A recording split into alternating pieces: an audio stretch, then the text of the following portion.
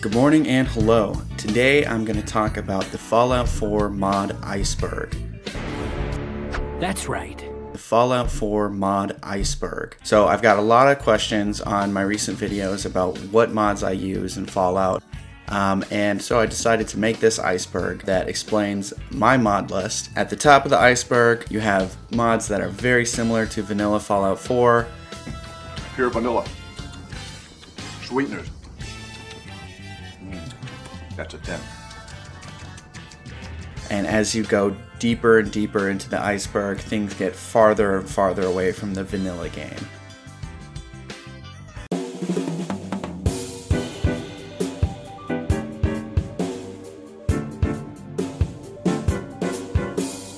So this is the very, very top of the iceberg. We're not even hitting the ice yet. We're still in the air. This is just bug fixes. So basically anything that has the word fix in the title can be included in level 1. This level is just for bug fixing mods and mods that don't really change the game, but they just are how the game should have been released if the developers had decided not to ship a broken game. Imagine that. I'm not going to spend a lot of time talking about these mods. I'm just going to run through them and include their links in the description because these mods have been talked about ad nauseum at this point. Everyone knows about them.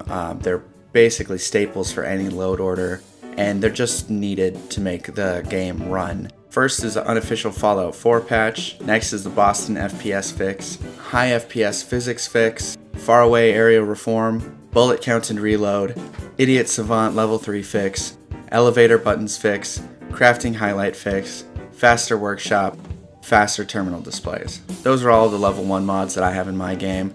But like I said, these just don't really change that much. And so we're going to just sort of skip by them and move into level 2 and get into the juicier mods.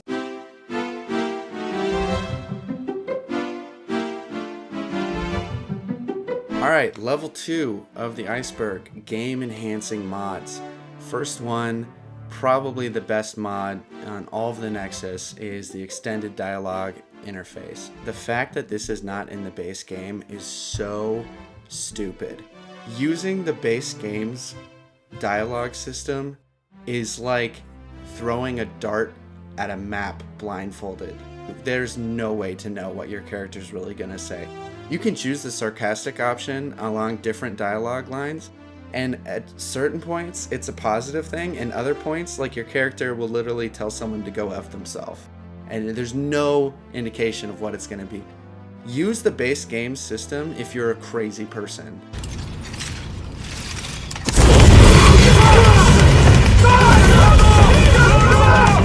If you like to know what your character's going to say, use this mod. Holy crap, why didn't they have this in the base game? It doesn't make any sense. Oh, it's so bad. Custom camera, great mod. Does exactly what it says it's gonna do. You can change the camera for third person. Make it look like a real game that has third person qualities. Not like Fallout 4, you know?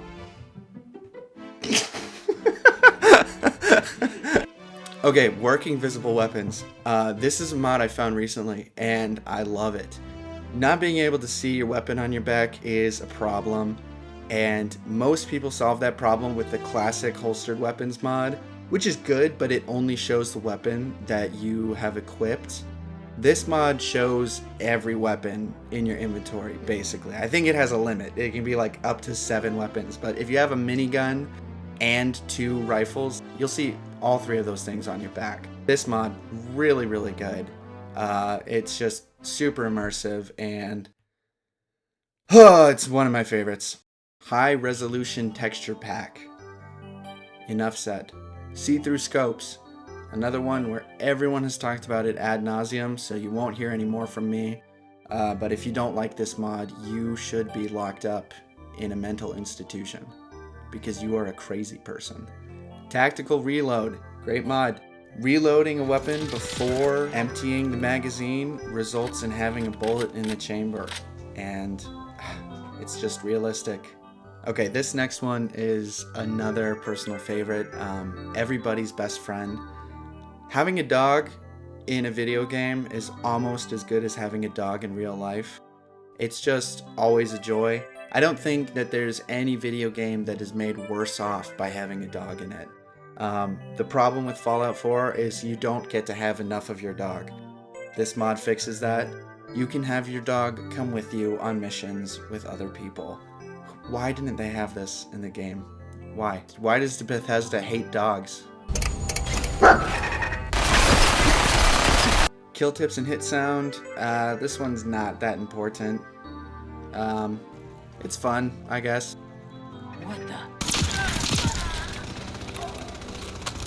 If your brain is so hardwired to give you dopamine when you get a kill in Call of Duty that you need to put that in Fallout 4, you can use this, but honestly, my brain's pretty hardwired to give me dopamine when I hear the XP noise, so... Immersive animation framework is another one where you just, after using it, you want to take a bat to the developers' heads for not including something like this. It makes such a big difference. Playing the game before this mod, you probably won't realize how much it adds. Playing it after this mod, oh man, you can't go back. It's just so good. Button lowered weapons is you press a button and your character will lower their weapon. Brilliant. This is brilliant. This next mod deals with the problem of Fallout 4 bullet sponges. If I have a rifle that shoots 5.56 ammunition, which, by the way, will blow a hole in a man's head roughly the size of a baseball, I shouldn't have to shoot a man in the game 25 times to kill him. With this mod, shoot a guy in the head.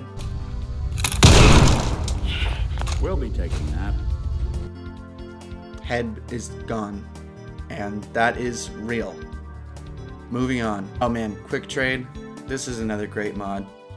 Nothing kills immersion more than having the same exact conversation 500 billion times in a row. And Fallout 4 trading system, you have to have the same conversation 500 billion times in a row. With this mod, all you do is press one button and you're in the trading menu with a vendor. So simple. You can basically forget that Myrna is in the game after you download this mod. You do look human enough, and I'll be watching you. Favorites menu.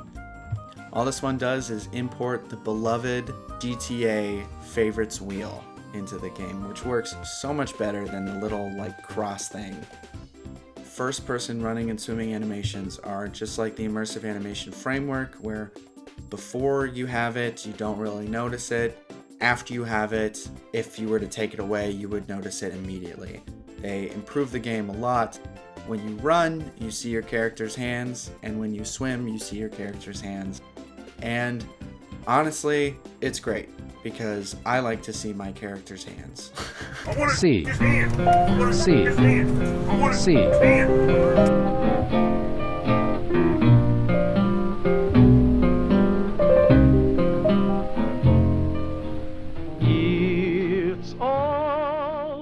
We are now in level 3, the lore-friendly mods. For those of you who are Fallout 4 purists, this is probably as deep as you're gonna go.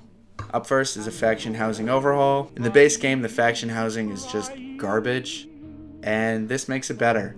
One example that comes to mind is the railroad. After you join the railroad, they're like, thanks for joining. Here's your ground mattress. They don't even give you a blanket. This totally fixes that. I assume. I don't even really partner with the railroad anymore, ever. So, I think it fixes it. It looks really good in the castle and the institute. Alright, moving on. Eli's Armor Compendium. I don't feel strongly one way or the other about this mod. I have no strong feelings one way or the other. It just adds vanilla looking armors to the game. It's cool if you like that sort of thing. Militarized Minutemen. Make your Minutemen militarized. Let me see your war face. Ah! Bullshit! You didn't convince me. Let me see your real war face. Ah! Another settlement has sent word. B35C, Brotherhood of Steel Heavy Armor. This is really good. It actually fills a niche, or a hole in the game that needed to be filled, which is that the heavy armor selection in the base game is really bad. For most of the game, if you want to run heavy armor but not do power armor, you're basically stuck with like one set of armor, the combat armor, until you can get the marine armor. Yeah, this fixes that. It just adds another step of upgrade, and it looks really good. It fits the Brotherhood really well. Flyable Personal Vertibird. Now this is a mod that actually, it kind of annoys me because I thought it was going to be really good when I first looked into it, but it's not at all what you think it is. It's kind of misleading because I thought, oh, it's a vertibird that I can get into and actually fly, but that's not really true. It's more like a vertibird that I can put my character in and then point and click somewhere and watch the vertibird fly there for me. It's really janky, and it's not actually like flying a vertibird. It is good because it lets you build vertibirds at your settlements that you can use instead of having to call a Brotherhood vertibird every time. But also, it's just a little bit of a letdown. You can put your character in the pilot seat, which is kind of neat. That's pretty neat. Skibadaa weapon pack is the next one. Skibadaa. I don't really like this mod. I love his miniguns. I don't like his other rifles and machine guns and stuff. Miniguns, really good. Get some.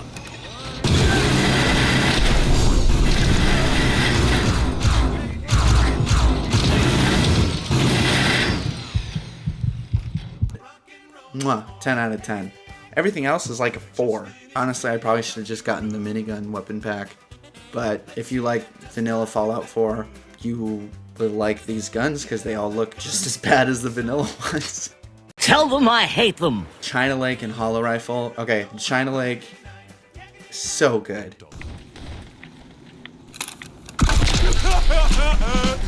This gun, oh, it's so satisfying to use it. Just the sound. One way to get the coolant pumping. It sounds and feels so good. It's indescribable. More clothes and textures adds more clothes and textures. Cross mods, what this means is basically anything by this mod author. They're all really good. They're incorporated into the game really well. They're all super high quality. I think I have just about all of them installed all the time. Commonwealth Cufs adds more haircuts, and more haircuts is good because less haircuts is bad. The K9 harness, it's lore friendly because dog meat can hold up to like 150 pounds.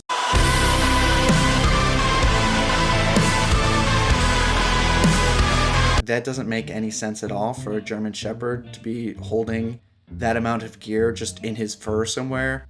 So when you put a harness on him, you can actually see like bags coming off the harness.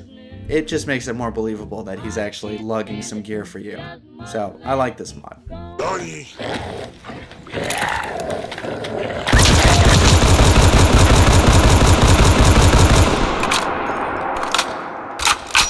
Service Rifle is another one of those mods that is just everyone knows about. I won't really talk about it here because you've probably seen it 1,000 times before. It's a great mod, and yeah, that's all I have to say about it. The HK3 Battle Rifle, I've actually included this in the lore-friendly mods because the HK3 is one of those rare, real weapons that looks like a Fallout weapon, in my mind.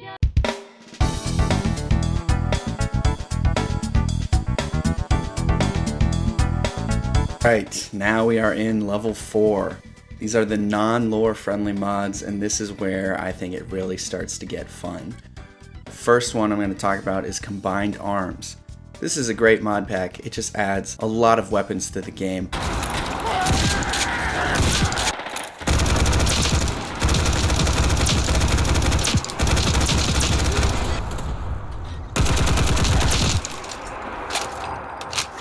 I don't actually use any of these guns religiously, but this mod pack is really good for adding variety to the game. And I think variety is going to be the word that really is the theme of level 4 of all of these non-lore friendly mods.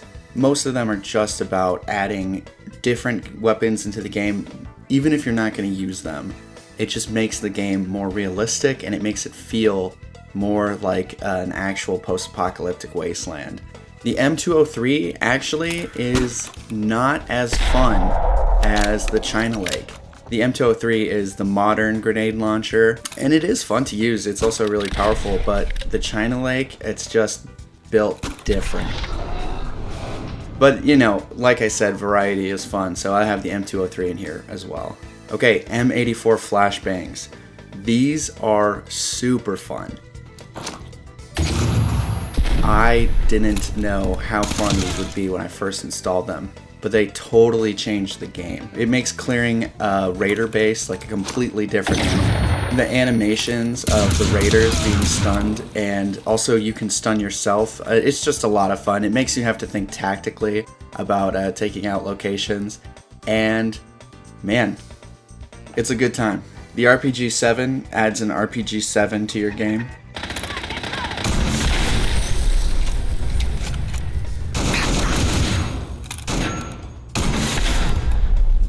The RU-556. This is actually a necessary mod for Galactic Retribution, which is so good that this being necessary for it is not a mark against it at all.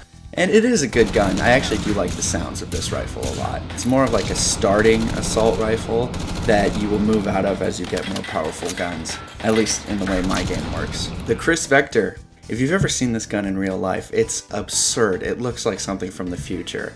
It looks like it shouldn't be in our time, but it is, and it's amazing. After using this gun in Fallout 4, it just makes me want to get one in real life, and I will. Or will I? Springfield Armory M14. It is the descendant of the M1 Garand, and every single 10-year-old boy played Call of Duty 3 or Call of Duty 5 at some point. We all use this gun, and we all know the pain noise. You keep it in your load order as a sign of respect for your elders, alright? That's why you need this mod. Here, I'll find you. This is gonna be fun! Alright, the Modern Warfare 2022 Expansive M4 project and the Mark 18, or the MK18 Close Quarters Battle Rifle.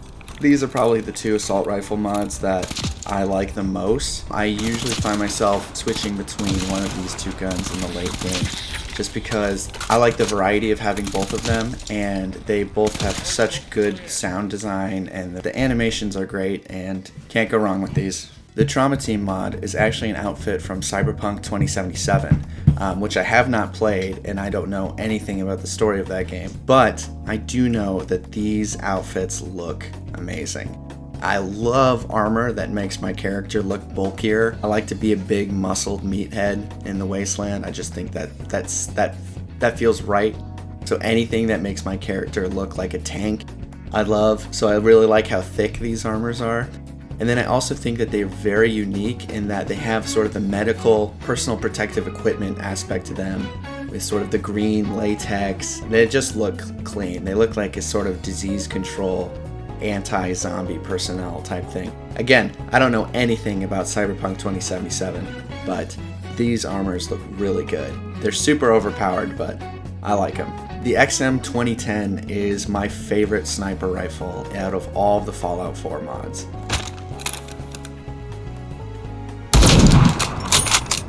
There's something just hardwired into my brain about clicking on heads. It feels right. It's probably due to putting hundreds of hours into Sniper on TF2. The XM 2010, best sniper rifle hands down.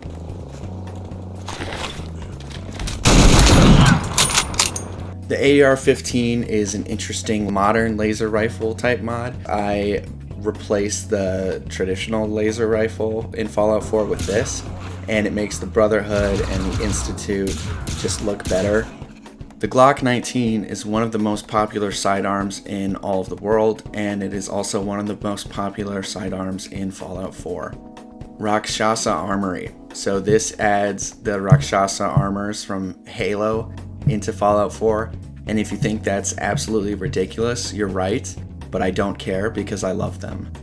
Also, this pairs with a mod that I'm going to talk about later on in the Iceberg, and the way those two mods work together, it just looks amazing. I'm not going to spoil any more right now, but I'll talk about it later on. Russian Stimpak Replacer replaces the ridiculous Fallout 4 Stimpak with something that actually makes sense and is realistic.